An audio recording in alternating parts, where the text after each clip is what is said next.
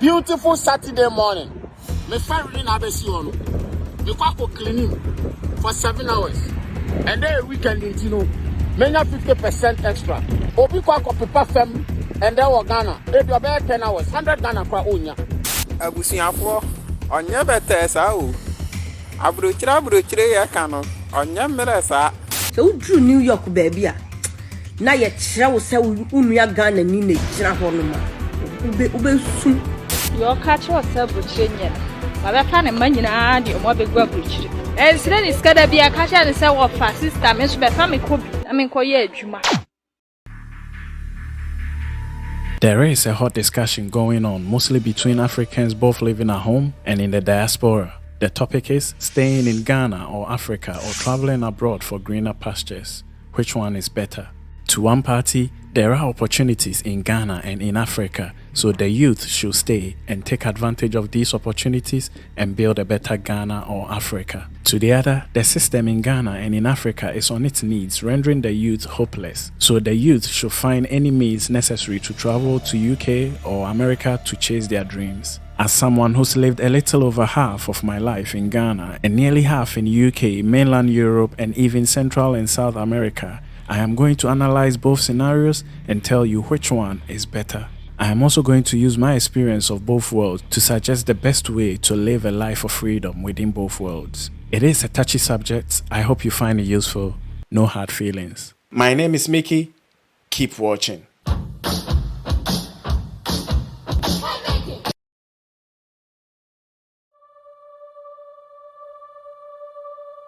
I was recently talking to an artisan in Ghana who spontaneously asked if I could link him up with a connection man who can help him travel to Europe or US. The reward for anybody who can secure him a visa of any kind is an acre of land with an uncompleted 3-bedroom house bequeathed to the whole family by his deceased father. What shocked me was that the whole family were in support and banking their hopes on this young man using their precious inheritance to secure a new life abroad and changing the fortune of the whole family. With my experience, I deemed this a very risky and unrealistic gamble, but nothing I said could sway his mind. But who am I to blame him? Let me paint a picture of how life looks like if you are born to a less privileged family like myself in Ghana. Because your parents cannot afford, there is a high chance that you will end up attending a government school, popularly known as Saito, while your privileged friends attend private or the so-called international schools. No matter how better you are academically than your mates in private and international schools, there is a higher chance of them scoring a higher grade in the basic education certificate examination and securing a place in a top-tier senior high school, leaving the lower grade schools to the less privileged majority.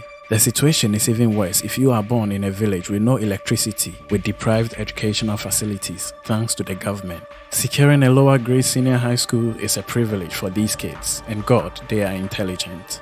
Makes you want to ask yourself how many bright futures and dreams has been shattered due to the mere reason of being born in a deprived area. So a child's future can be compromised because of lack of substance. Yeah. There are rare cases where a privileged kid will still score a bad grade after attending a private school, but their parents with their connections and wet pockets will still secure a top-tier school for them. I remember being turned away for not meeting the academic requirements of my first choice school, just to find out that a lot of my privileged friends with worst grade got accepted.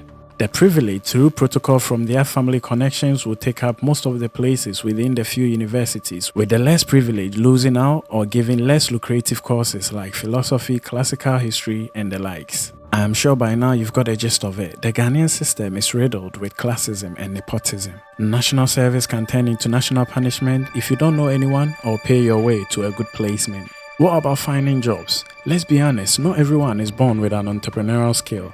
Who is going to be the employee if we all started our own businesses? I believe every thriving economy needs jobs, and the Ghanaian economy lacks in this field, leaving the youth having to bribe or sleep with their potential bosses to secure a paycheck.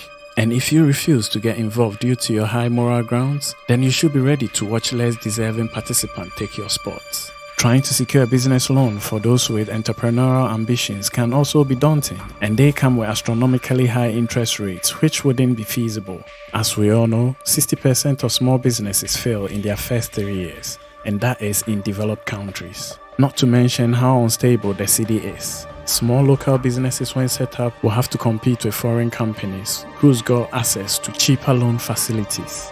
With a minimum wage of 14 cedis 88 pesos and deemed lower middle income country since 2010, you sometimes wonder how local Ghanaians survive with some of the meager salaries they live on, prompting the saying Ghanaians are magicians. And whether you find yourself a job or not, your aging parents and your younger siblings will be looking up to you for their daily provisions, as the system do not have any social benefit system for the old. This economic pressure sometimes makes it difficult for a young Ghanaian to even start their own family, not to talk of saving for an investment in assets. You always pray and hope that you don't get hit by any major chronic disease in Ghana, as the healthcare is so underfunded that sometimes patients are left for fate to decide whether they live or die. Procedures that are normally performed free of charge for citizens in the West literally cost an arm and a leg in Ghana. All these economic demands can put some Ghanaians into survival mode, making it difficult to trust anyone in the country. Sometimes it feels like everybody you deal with in Ghana, one way or the other, wants to rob you of your money. This is our employee of 14 years caught stealing our rubber produce. Rubber ne guano. And I'm person me record.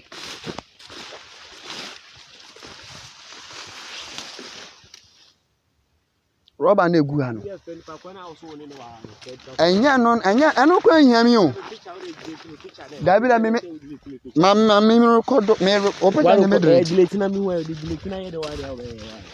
When na dem ba ha na am person me. Big man. O de delete na mi. When na dem ba ha. Asem na me kan no.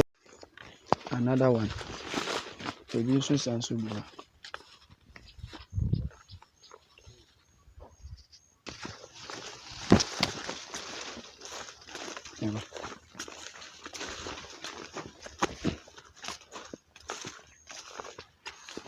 The scary thing is, they still went on to sell the stolen goods and tried to bribe the supervisor who caught them with some of the money. The impudence. Some people also seek under-table payments just to do their jobs, not to talk of young queens resorting to prostitution and dating married men just to make ends meet. Not everyone though. Ghana is like our economy is just such in a way that you just need someone to take care of you. Why? Because you can't make enough money? You can't make enough money. As a woman here? As a woman here. Because even when you want to get an apartment, in Ghana you pay 2 years in advance. Wow. And I just started working. Where will I get money to pay for an apartment for 2 years? Are you basically telling me that you're having sex with this guy essentially to pay your rent? Because he can afford to take care of you. The judicial system favors the rich and punishes the poor. Electricity and water supply isn't stable, whilst the road turns into death traps. And as you endure all this, you witness politicians, some of them your classmates, build mansions and spending lavishly on their side chicks. All these can make you feel like a second-class citizen in your own country. Now you hear rumors of your friend who traveled abroad to the West after school, how they've moved their parents from the compound house you grew up in into an apartment and paying for their siblings through school. You meet them one day and they are looking fresh. They take you and a group of friends to a drinking spot and spend lavishly on you. You hop into the passenger seat of this posh car they are driving and they take you to a site of this mansion they are building. This makes you ask yourself, what legacy am I leaving for my kids in future? Now, take yourself out of the scenario and ask, why won't this person get pissed off if you tell him or her to stay and help build Ghana?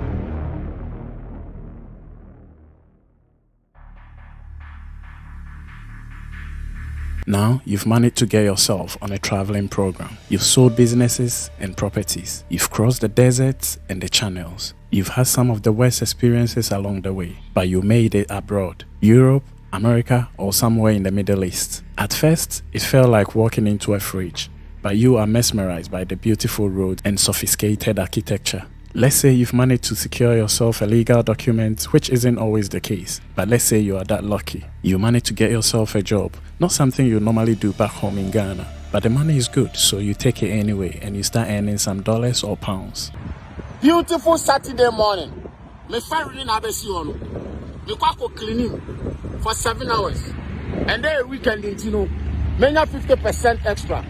Normal day I have 14, and they many 21 euros an hour, which is 141 euros.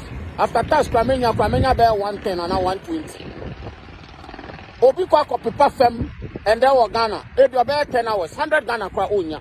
You compare the amount you are taking home against the exchange rate back home in Ghana, and you feel rich. Your local MP isn't even taking that much in a month. So you start picking up responsibility from back home. You start sending money left, right, and center. You are now sponsoring your friends' weddings as well as supporting your siblings' baby shower. Whenever there is a funeral back home, you are the highest contributor. Now the whole family back home is looking up to you. The school fees of your nephews and nieces are on you. You also treat yourself to your dream car on finance. Furnish your room on store cards. You even take a loan to start building a mansion back home with your uncle project managing it. Life is now good for you in a country with good infrastructures and a working system. 5 years abroad and your direct debit is over the roof. So you pick more shifts and hours from work. As soon as your paycheck gets a raise, your expenses increases. Now most of your time is spent at work. You are actually eating on the go.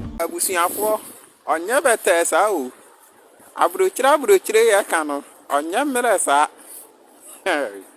nsio na start awona ba ahumachi ndahwa oya kobo no num ni nsio jam ni me o ni na dia ma to adi mi be twi be shiti bi akata nti ni ma da kakara oh pa ni message yesu kren ni ya no ya majuma wira ni nyina ni se na ajuma ho nti bira nsio isu auto nyae. 10 years abroad and you start feeling tired from all the shifts, but you've got nothing to show for it, apart from an uncompleted mansion and 15-year mortgage. Now you realize even though you are paid in a month what your mates in Ghana will take home in a year, your monthly expenditure is actually what they will spend in a year. About 15 years abroad, and you are now acquainted to the lifestyle abroad. It doesn't tickle your fancy the way it did the first time you arrived. Now life isn't about money and possession anymore. You now start yearning for quality of life.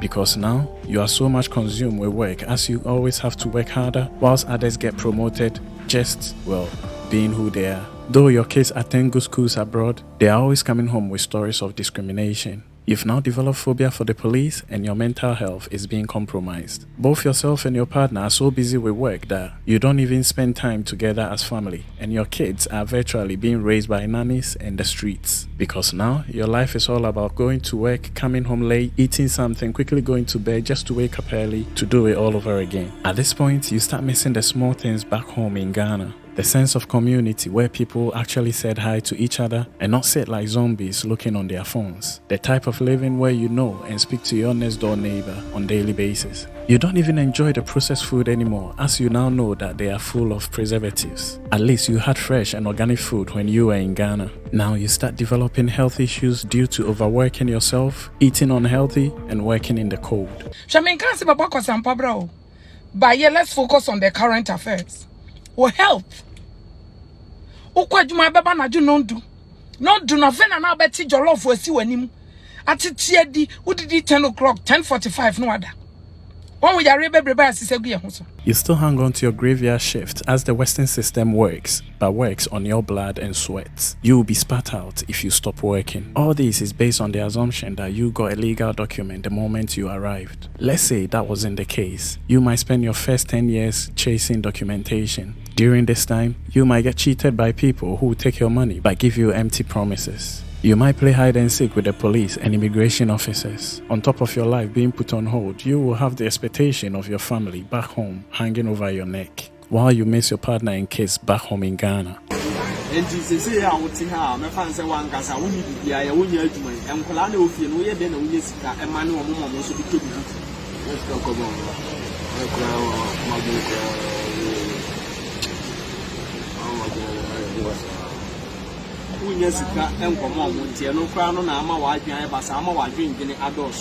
As desperate situations warrant desperate measures, you might even fall in love with someone against your soul's will or spend tons of money just to secure legal status. You might not be able to go to the hospital as an undocumented migrant. There is also the prospect of working all your life without a pension as you did it in someone else's name. Through all this, you look back at your friends who stuck at it back in Ghana living a fulfilled life. They live in an uncompleted house but is fully paid, so they don't have the headache of monthly payments. They eat organic and actually spend quality time with their family on weekends. They have dignity in labor, and the weather back home allows them to wear their colorful traditional attire. They do not have a system trying to indoctrinate their kids into something they don't believe in, and they don't get discriminated against based on the color of their skin. Now you begin to see the potential and the beauty of Ghana and Africa, something you took for granted when growing up.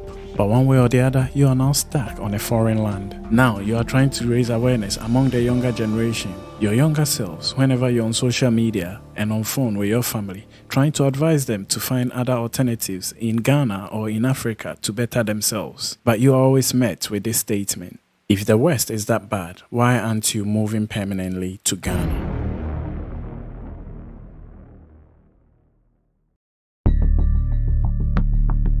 Now, consider these two scenarios. A Ghanaian or an African youth surrounded by a good quality life, but rather thinks all odds are against them and want to travel. And a Ghanaian or African living in the diaspora, rich with material things and good system, but yearning for the simplest things in life and wishing to relocate back home, but cannot afford to.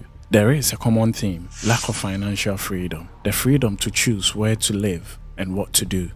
I'll please like you to ask yourself this question: if money wasn't an object, where would you live and what job would you do? I am 95% sure that it's not where you live and definitely not the job you are doing now. I do ask this question a lot, and even born and bred British prefer countries like Australia, Spain, and parts of Africa. Those who want to stay in the UK is due to family ties and want to live in the countryside, what we perceive in Africa as a village. I always say Ghana and Africa is paradise, but only for those who can afford it.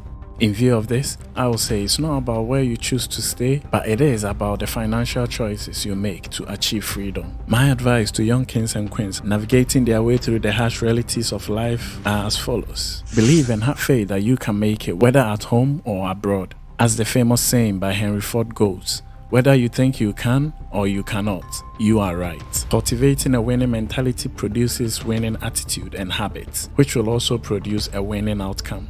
Learn to live within your means. We live in a world of fake luxury, a world that can convince you to spend a fortune to buy this plastic footwear. Do you really think people will spend so much money to buy some of these so-called luxury items if a celebrity's name wasn't attached to it? I meet a lot of young Ghanaians claiming to be struggling and wanting to travel, but will be holding two expensive phones. Learn to delay gratification to create residual income for investments. Learn to increase your means. You can never reach financial freedom with only one source of income. Learn a skill in your spare time and find ways to monetize it. Increase your network of valuable members of society in Ghana. There are a lot of smart people around you making it big time in Ghana. Get close and learn from them. Don't just bank all your hopes on traveling. Start asking yourself how you can increase your means, especially online. Forget about the government and take your destiny in your own hands. Seek to travel abroad, but only use legitimate ways to do so. I will be a hypocrite to sit here, having lived in UK for 18 years, to tell you not to travel. Most developed countries did not become the superpowers they are just by staying in their countries.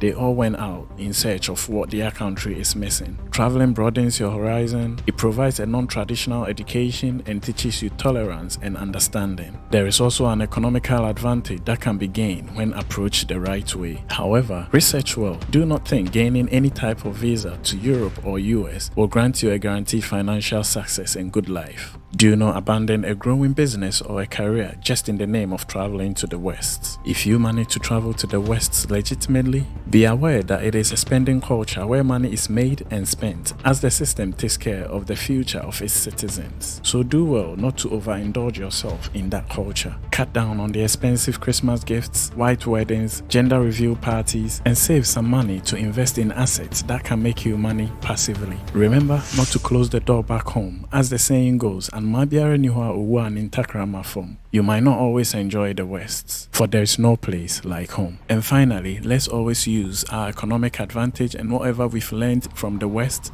to help build Ghana and Africa. Remember, the extra money you save abroad can help set up a business or two back home in Ghana to employ someone. You don't have to be a genius. All you have to do is to copy a working system in the West, modify it to fit the Ghanaian or African market, and you have a business. Let's come together and share ideas in order to use the good of both worlds to our advantage. For no one will build our motherland Ghana and Africa but ourselves. I've said a lot about this topic based on my own experiences. As I said earlier, no hard feelings. As I'm not a powerhouse of all knowledge, I would like to know your opinion on this subject in the comment section, even if it's against mine. That's how I also learn. I hope this video was helpful. If so, please give it a like. Please subscribe to come on my journey of experience. Thank you very much for watching and see you in the next one.